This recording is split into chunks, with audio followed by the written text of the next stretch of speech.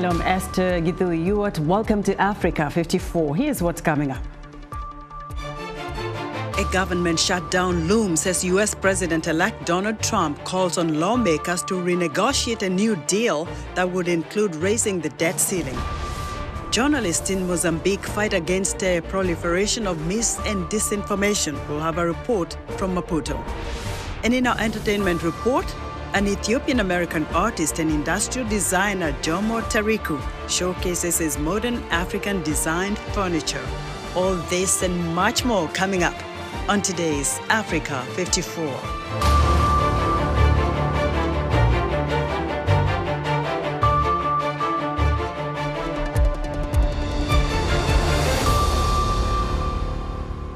A hastily negotiated bill to keep the government open failed Thursday after Democrats and some Republicans objected to a deal to extend the debt ceiling through 2027. The changes came after President-elect Donald Trump and Elon Musk rejected a bipartisan agreement to fund the government through next March. VOA's congressional correspondent Catherine Gibson has more. U.S. lawmakers are running out of time to pass a spending deal to keep the U.S. government open past this Friday. It's a long process. Sometimes it takes a while to reach consensus. The deal, which would have extended the U.S. debt limit through 2027, failed Thursday night. It was negotiated in a matter of hours after President-elect Donald Trump posted to his Truth Social site that Republicans should vote on raising the debt ceiling before passing a funding bill. One analyst told VOA that was a difficult demand. To some degree, it's to his advantage. If Congress now deals with it, then he won't have to bargain with it later or bear the brunt of, the populist backlash for increasing the debt limit. On the other hand, it's a late in the game demand. Congress is trying to close up before the Christmas holiday and get out of town. And raising the debt limit is an extremely hard vote. Trump endorsed the new deal negotiated Thursday afternoon, but members of the conservative House Freedom Caucus rejected it, arguing Republicans are recklessly approving spending the nation can't afford. $330 billion. Congratulations, you've added to the debt since you were given the majority again on November 5th. It's embarrassing. It's shameful. And Democrats, who said they negotiated in good faith, refused to vote for it as well. The extreme MAGA Republicans decide to do the bidding of the wealthy, the well-off, the well-connected, millionaires and billionaires, not working-class people all across America. The original bipartisan agreement included $100 billion in disaster aid and billions for American farmers, and would have funded the government through mid-March. But earlier Wednesday, Elon Musk, the richest man in the world and a Trump ally, wrote on his social media platform X, "Stop the steal of your tax dollars." One analyst told VOA the move represents a new way of governing. The difference between efforts to eliminate wasteful spending in the past and today is social media. Taxpayers have a greater opportunity to make their views known to members of Congress, and it can be done more quickly. If there is legislation to consolidate departments or programs, there can be a faster and more comprehensive response because of social media. If lawmakers can't reach an agreement by Friday night, millions of federal workers will be furloughed or work without pay. Catherine Gibson, VOA News, Washington. More than 700 people have been killed in Al-Fasher in Sudan's North Darfur state since May, according to a statement from the UN Human Rights Chief on Friday. Volker Turk urged the paramilitary rapid support forces to halt a siege of the city. The UN Rights Office said it had documented the deaths of at least 782 civilians and more than 1,000 injured since May, citing evidence based partly on interviews of those who had fled the area. On Thursday, U.S. Secretary of State Antony Blinken announced some $200 million in additional humanitarian assistance to provide food, shelter, and health care in Sudan. He also said Washington would use every tool, including further sanctions, to prevent abuses in Sudan and hold perpetrators accountable, calling on others to do the same. Blinken had a blunt message for countries providing military support to Sudan's warring parties or profiting from the conflict. Failure to act in Sudan threatens the peace and security that this Council is charged with preserving. The world cannot, must not, look away from the humanitarian catastrophe that's happening in Sudan on our watch, before our eyes. To the foreign sponsors sending drones, missiles, mercenaries, enough. To those profiting off the illicit oil and gold trade that fund this conflict, enough. Use your resources to ease Sudanese suffering, not deepen it. Use your influence to end the war, not perpetuate it. Don't just claim to be concerned about Sudan's future, prove it. The United Arab Emirates has denied giving military support to the RSF. Independent UN experts found the reports credible. The Sudanese army has acquired Iranian-made drones. Sources have told Reuters the army denied getting weapons from Iran. There has been 4 times more food and medicine moving into Sudan than a few months ago, according to U.S. Special Envoy for Sudan, Tom Perriello. Speaking to VOA's United Nations correspondent, Margaret Bashir, Perriello said ultimately, though, there needs to be a ceasefire, and the 2 generals, Mohammed Hamdan Dagalo and Abdel Fattah al-Burhan, remain the biggest obstacles to peace. You have to go back a few steps and remember it was Generals Hemeti and Burhan joining forces to overthrow the civilian transition that had inspired the world in 2019. And there are many forces behind both of them that want to prevent the people of Sudan from having the power over their future. And we continue to see that with extremist groups and others who want to profit from this war, whether it's groups like the National Congress Party of the former Bashir era that know the people wouldn't support them having power and they're using this war to come back to power. We see some of the tribal leaders who should be some of the strongest voices for peace, instead of figuring out how to profit off of the famine and off of the war. We see countries that have engaged and are willing to continue to see that suffering of the Sudanese people.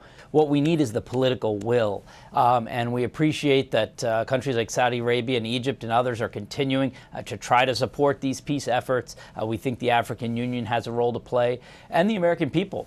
In the same way we've seen Americans show just so much compassion in crisis after crisis around the world. We need folks to see these young people with the Mutual Aid Sudan and elsewhere that are risking their lives to get food and medicine into their communities. They need that support and attention from us.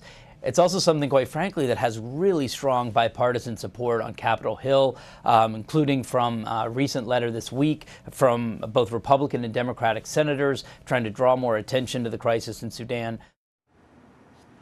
U.S. Special Envoy for Sudan, Tom Perriello, speaking to VOA's United Nations correspondent Margaret Bashir. For more on the humanitarian crisis in Sudan, I'm joined live via Skype from New York by Shayna Lewis, a Sudan specialist and senior advisor. Shayna, it's great to have you on Africa 54. What is happening in Sudan? Tell us how the war, who is actually continuing to fuel this war between the United Arab Emirates that has been mentioned, as well as Iran. Thank you for having me, Esther. Sudan right now is the site of some of the worst suffering on this planet. We're looking at the world's largest displacement crisis, the world's largest humanitarian crisis, and the world's largest food insecurity crisis. And though the war is being fought by the Rapid Support Forces and the Sudanese armed forces, it's being fueled by external backers who continue to profit off of the bloodshed of Sudanese civilians. And this includes the United Arab Emirates, who are funneling weapons through Sudan's western borders, as well as other backers such as Iran, who are sending drones to the Sudanese armed forces. But Amnesty International also released their report over the summer, which found weapons from a wide range of actors inside of Sudan. So if we're serious about pursuing durable peace in Sudan, ending the bloodshed, then this requires not only diplomatic pressure on the external backers, but also real will from the Council, the Security Council, to actually take action. We have the Darfur arms embargo, we have the UN sanctions regime, but neither of them are being enforced at the moment in Sudan. And it's really time, we're well overdue time, for the Security Council to actually take ambitious action to save lives in Sudan. Shena, why is Al-Fasher and Northern Darfur targeted in this war? Al-Fasher is the final city outside of the hands of the Rapid Support Forces in the Darfur region. It's the final city that they're trying to capture. Now, Al-Fasher has been under siege for months, and the RSF has been daily shelling, bombarding civilians within the city. This is most disheartening when we consider that it's actually civilians who fled from other attacks from the RSF, fled to Al-Fasher, and are now being displaced for a second or third time. And right now, the RSF is bombing Zamzam, Sudan's largest camp for internally displaced people. And they are attempting to finish the genocide that they started when this war broke out. And because of the lack of action from the international community, they are succeeding in completing that genocide, which is why the time for action to protect civilians is now. Shena, very quickly, does anyone come to mind who can bring these two men together to just end this war once and for all? I think it's really the role of not just the Security Council, but the African Union. Time and time again, we hear that we need African solutions to African problems. Well, okay, if that's the case, then the African Union really needs to step up here. The African Union should be bringing Hemeti and Burhan to the table to have these negotiations. But as well as that, they should also be exerting this pressure on the external backers. It doesn't matter if we get Burhan and Hemeti to the table unless we have these external backers cutting off their supply of arms and no longer profiting not only from the gold that is being smuggled out of Sudan, but also the oil production as well. Shena, thank you so much for your insight. Shena Lewis is a Sudan specialist and senior advisor.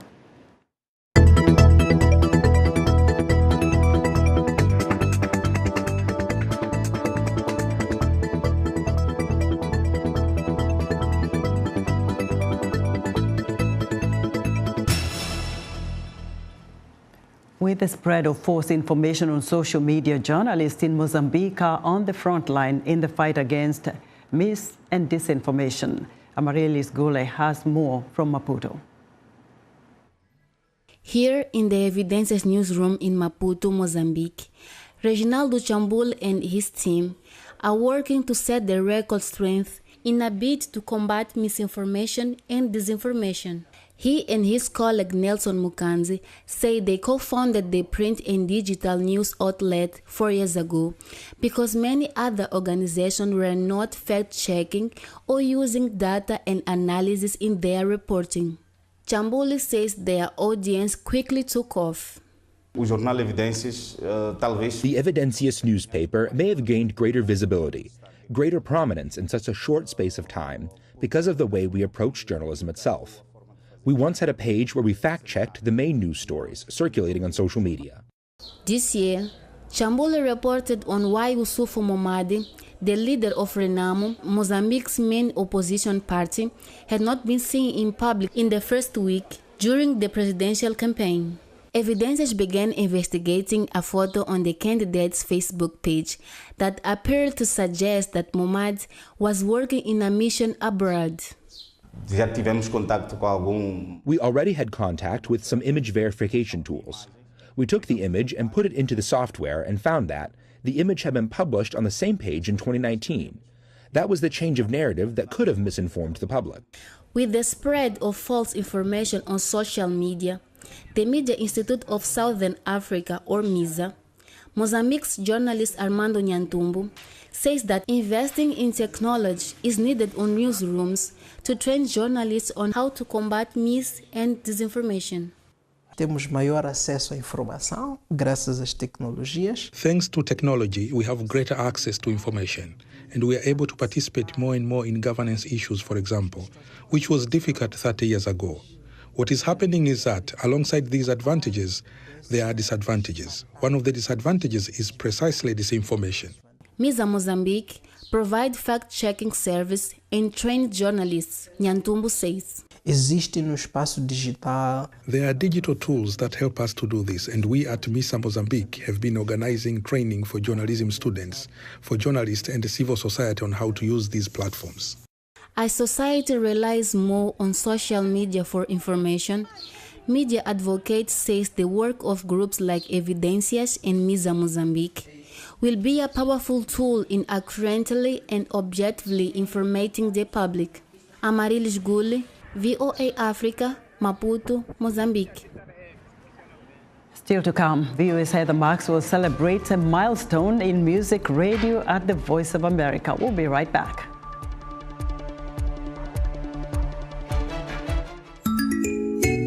The African diaspora has long played a vital role in supporting families back home. Today, this has evolved as more members of the diaspora shift their focus from sending money to making long-term investments.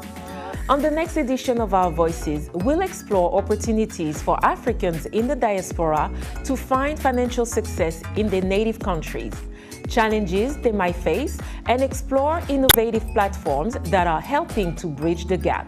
Join the conversation each week right here on Our Voices.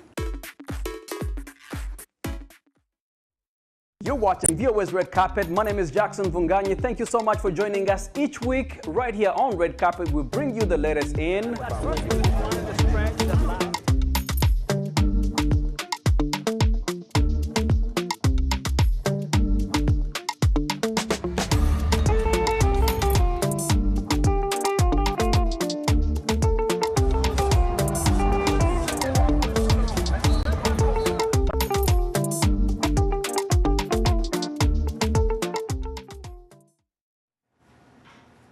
In other news, Democratic Republic of Congo state media is reporting that President Felix Tshisekedi has replaced the Chief of Staff of the Armed Forces and dozens of other senior military figures in one of the biggest shakeup of its kind in recent years.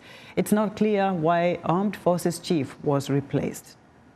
Rwanda's health minister has declared an end to the country's Marburg virus outbreak following the recovery of the last patient 42 days ago. The East African country confirmed its first cases of the disease, a viral hemorrhagic fever that can cause death among some patients in mid-September. The health ministry reports there were 66 confirmed cases with 15 deaths and 51 recoveries.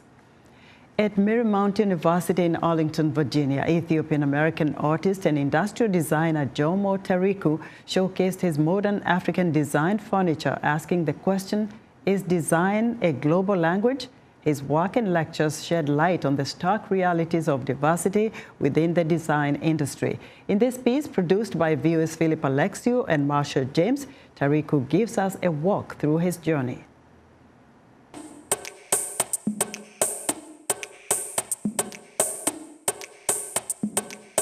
The cutting of this piece has to be done efficiently. After you stack a whole bunch of these, then there's another part that has it, like this one, that goes literally there. So you can kind of see what's happening. My name is Jomo Tariku, and I'm an industrial designer who specializes in designing African-inspired furniture. When I say African furniture, I'm talking about modern line, new interpretations, new views of how modern African pieces could be done. What you're seeing in this show is pretty much my struggle and the response to the challenge out there on how to bring in a new design language into the market. The industry needs to be more inclusive. There are great ideas coming from the continent of Africa, from Latin America, from South Asia. Obviously, I am a Black designer who practices in the US, so there is a slight focus on solving that issue. And the reason I also do just more than design. I do a lot of research around representation and data collection. And around 2019, there was a study I did on licensing in the furniture world and who is being licensed and how many were Black designers. And that research showed there was only 0.33% Black designers that were being licensed by major manufacturers. This is still a point of debate. In a sense, it's a problem that has not been solved. There's not been great strides around there, but there's been great strides around highlighting Black creatives on magazines, which was not happening that much prior to 2019 and 2020.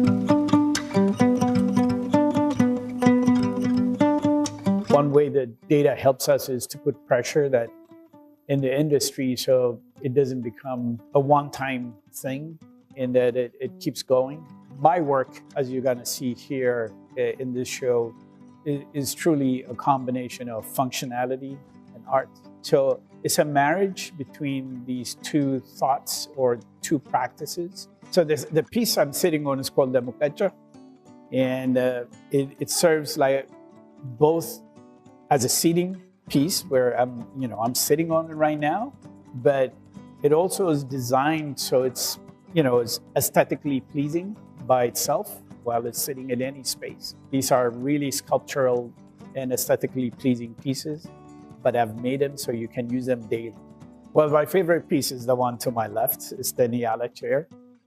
It is in about 4 or 5 permanent museum collections. It's been in the movie the Wakanda Forever, Black Panther Wakanda Forever film also.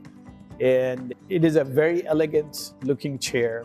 And one of the reasons we've turned it back, because most people have told me the backside of this chair is the most striking piece and what makes it unique. The other one is the Makwamia chair, which is right behind me. There's 2 of them. That one also is a little bit different than the Nyala chair. It's very geometric. One thing people don't notice even about the legs, for example, that's 6-sided. It's not round. Some of my builders do tell me I end up designing very complicated chairs to make.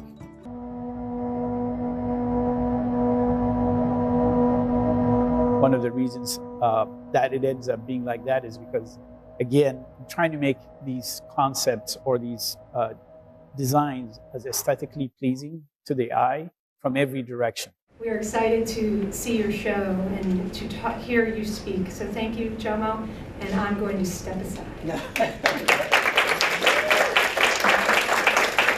Bringing Jomo here as part of seeing his work in a continuum through a couple of years, this gave us an opportunity to just have a conversation with him about what he envisioned to share with the students.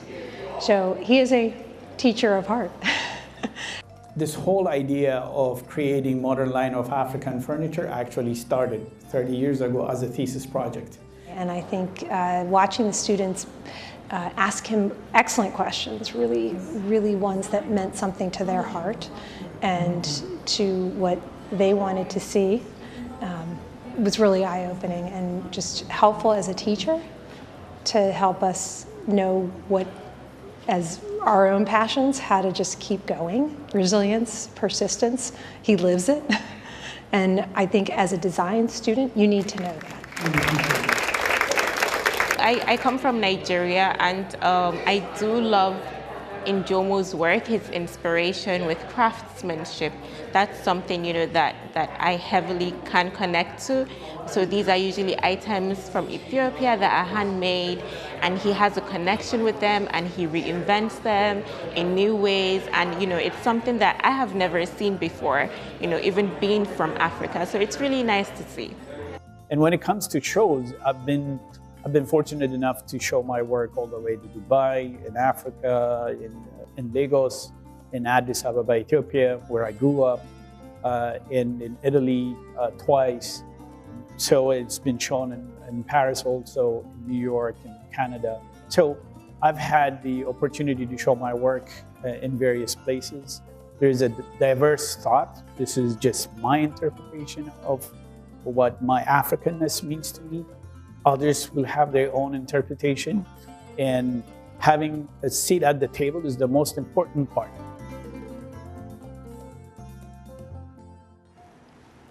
That's artist and industrial designer Jomo Tariku raising awareness through his art and research about the systemic barriers faced by Black designers in the art and design industry.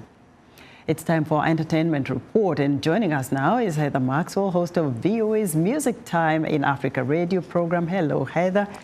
Today, Heather has something to celebrate. A milestone in music radio at the Voice of America. 500 what? Yes. Episodes? 500 episodes, Esther. Sounds like I've been here 500 years. Now tell us about that. Well, you know what? 500 episodes means 500 hours of having the opportunity to provide original content devoted exclusively to Pan-African music, including curated playlists and interviews with artists from every genre and every generation. Now, what's the most remarkable thing you can say you've done through this journey? 500 episodes is no joke. No, since 2012. It's hard to say, but I would say probably number one, well, there's two, but the first would be having artists who are usually on tour come to VOA studios and perform live. So I put together a little montage so we can look at that and let's check it out.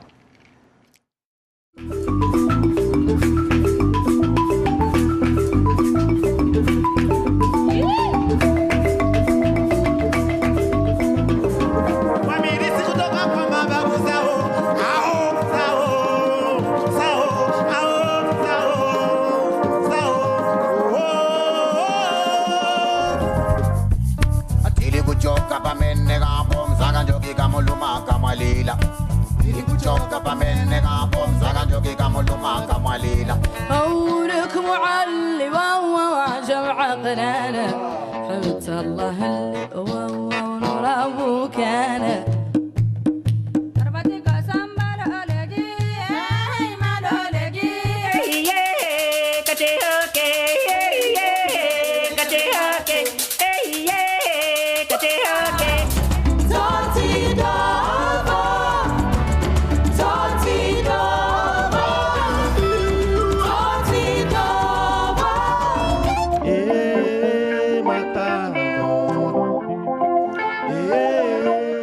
Okay, tell us, what's the second?